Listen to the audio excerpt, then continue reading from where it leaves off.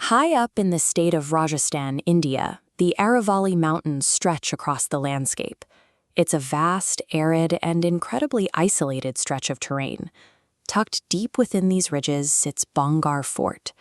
As you can see, it is a sprawling labyrinth of crumbling stone walls, ancient temples, and collapsed corridors. The most notable feature of this site is the sign at the main gate. Placed by the Archaeological Survey of India, the mandate is written in clear words. It is strictly forbidden to enter the fort after sunset. Despite the clear directive, one night, 3 people decided to bypass the main gate. They planned a nighttime infiltration to see exactly what the government was keeping out or keeping in. Local villages have folklore about haunted ruins all over the world, but when a federal archaeological agency explicitly outlaws nocturnal entry, the warning moves from superstition to a documented threat that demands investigation. The trespassers crossed the threshold just as daylight slipped behind the Aravalli peaks, stepping from the safety of the perimeter into the gathering twilight.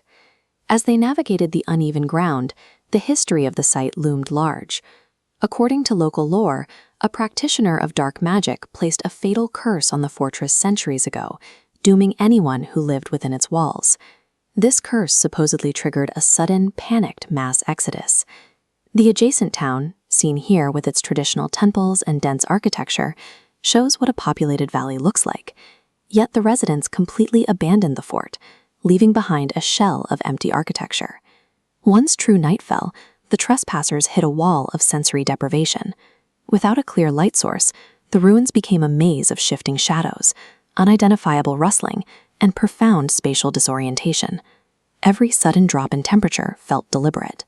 A rock skittering across the courtyard, or a shadow stretching across a column, was instantly mapped onto the stories of restless entities pacing the grounds. When the human brain is starved of clear visual information, it desperately tries to construct a narrative to keep you safe.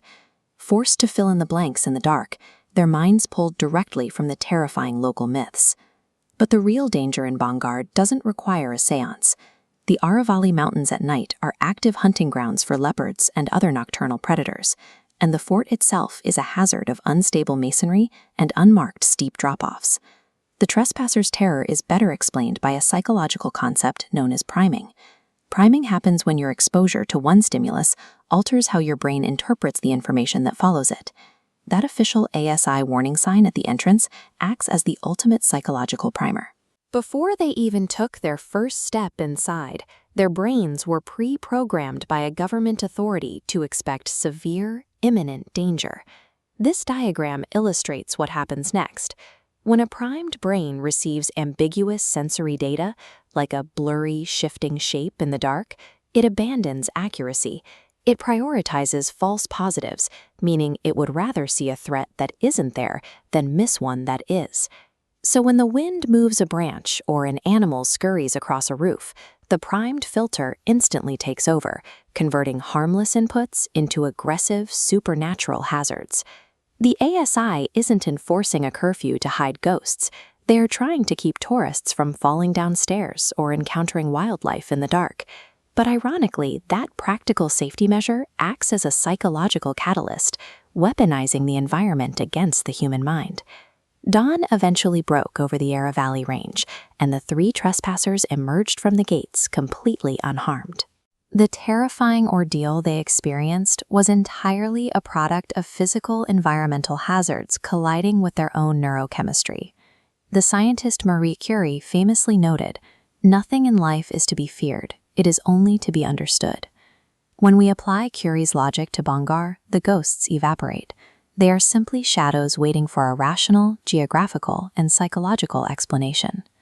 Confronting the unknown requires asking specific, rational questions about the phenomena you are experiencing, rather than surrendering to myth and running away. While the supernatural might not exist, our capacity to scare ourselves is incredibly real. The better you understand the mechanics of your